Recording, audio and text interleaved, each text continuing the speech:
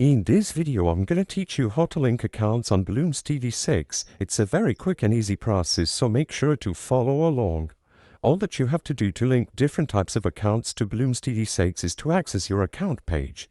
So, first, I'm going to teach you how to link different sorts of accounts if you are playing on the Epic Store version of the game. If you are playing on Epic, all that you have to do is open the game, go into the settings, and you are going to find the account option. Inside of account, you will be redirected to the Ninja Kiwi website, where you can link different types of accounts to Epic. As you can see, you can link your email, you can link your Twitch account, you can link your Steam account, and you can also get a linking code. By using this linking code, you will be able to link the mobile version of the game to Epic. That way, any progression that you make on mobile will be reflected on the PC version of Bloons TD 6 and vice versa.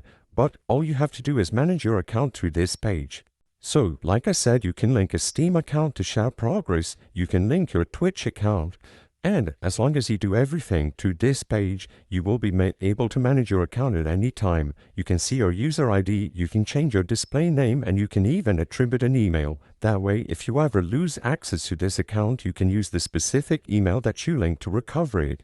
Like I said previously, the linking code will allow you to share progress between the mobile and Epic Store game version of Bloons TD 6. Everything related to your account can be managed through this window, and it is very easy to do. Just make sure that you go into the account tab inside of the game. If you encounter any problems while trying to do this, look for the account option when you go into the settings and try clicking any of these buttons. By simply following the instructions on screen, you should be able to link any option that you have of account in this page. Make sure that you follow all the steps carefully and you will be good to go. Anytime you try to link different accounts, I hope I was able to help you on how to link accounts on Bloons TD 6. If this video helped you, please be sure to leave a like and subscribe for more quick and easy tips. Thank you for watching.